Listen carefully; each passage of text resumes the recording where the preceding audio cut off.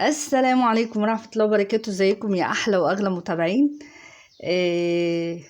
نجاوب على سؤال كده على السريع. تمام، هو هجاوب على سؤالين في سؤال. خلاص، الشرح ده هيبقى الحاجتين. هيبقى الشرح الكنبة اللي قصادنا دي، اللي هي الكنبة فيها تعريجات، أو كنبة فيها العمود، أو كنبة فيها زجزاج زي ما احنا شايفين كده. هنعمل الإيد بتاعتها ازاي؟ الإيد عادية خالص. طب هنحسب طولها ازاي؟ احنا في العادي تمام بناخد الدوران بتاع الإيد 80 سنتي لو هو بكورنيش، و120 لو هو من غير كورنيش.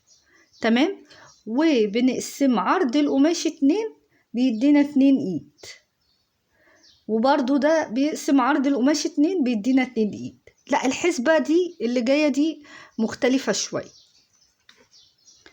لو انتي الكنبة دي اللي هي فيها تعريجات، هتحسبي بقى معاكي، هتحسبي ايه؟ انتي المفروض في طول الايد هتحسبي التعريجة. يعني مثلا التعريجة عندك اول واحدة مثلا 40، تاني واحدة 50، ماشي، زائد الحتة الصغيرة دي 20. يبقى كده عندك كله على بعضه كام؟ 110. فانت بقى مش هتاخدي نص عرض القماش، لا، انت هتاخدي 110. تمام، وهتقسمي عرض القماش عادي زي ما هو تاني. خلاص، ده لو هتقسمي عرض القماش، ده لو هو كورنيش. يعني هتقسمي عرض القماش 2 لو هو كورنيش هيديك 2 ايد. لو مش كورنيش لا طبعا حسبة هتختلف. هتبتدي تاخدي شريحة 120 في تمام 110. خلاص، مش في دي يعني نضربها في بعض، لا، هيبقى عندك مربع كده 120 و110. تمام، ده الايد.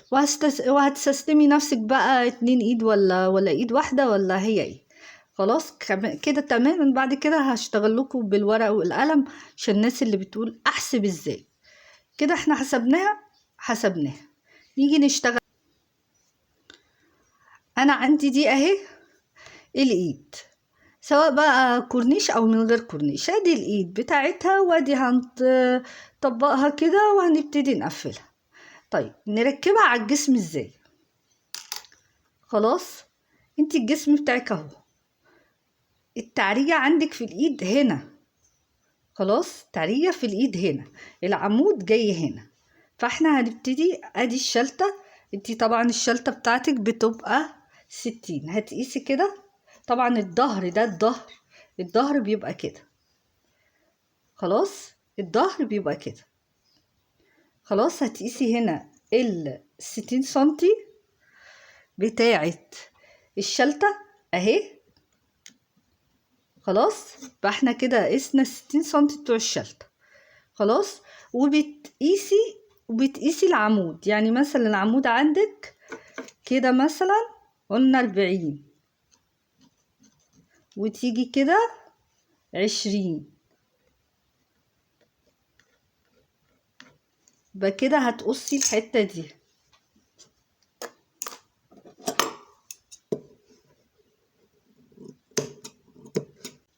انا هكبر شوية عشان بس تفهم. وهكملي.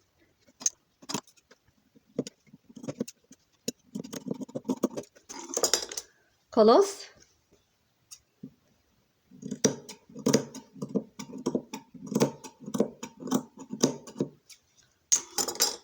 كده تمام.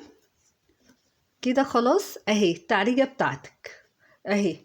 اما تيجي تركبي الايد، المفروض اما تيجي تركبي الايد تمام، انتي هتركبي الايد. بصوا الايد اكبر من دي، ما انتي بقى هتجيبيها الزجزاج بتاعك بقى كده، وهتركبيها كده. بصوا اهي،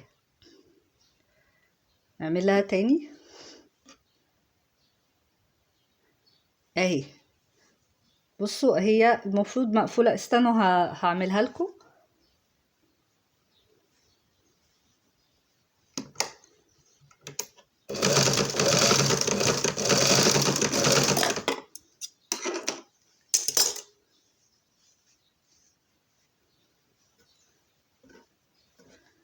بصوا انا قصيتها. طيب لما نيجي نركبها، طبعا الايد اهي متقفله من هنا والمفروض تركبيها. طب ما هي كبيره، ما هو انت بقى هتاخدي الزجزاج بقى. الزجزاج ده اهو انت كده برضو هركبها لكم اهي.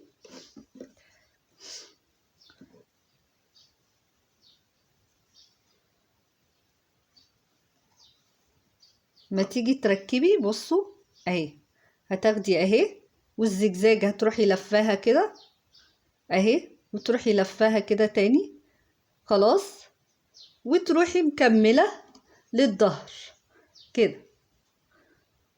تمام، هيدي معاكي الزجزاج اللي انت عاوزاه.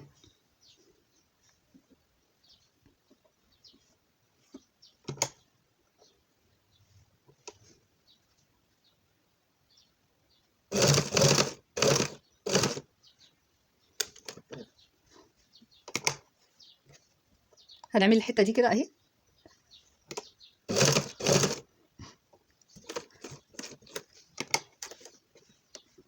وهتكملي الايد عادي خالص، وهتكملي الدوران بتاعها.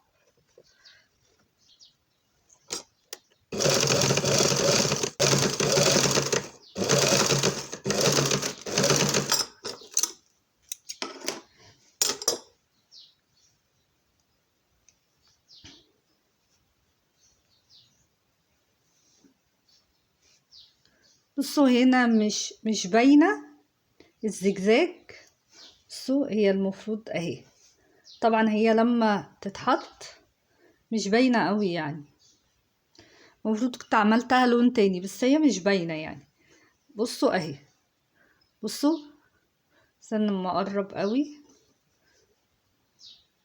اهي. بصوا اللي هي الحتة بتاعة العمود اهي طالعة اهي ومكملة عادي اهو.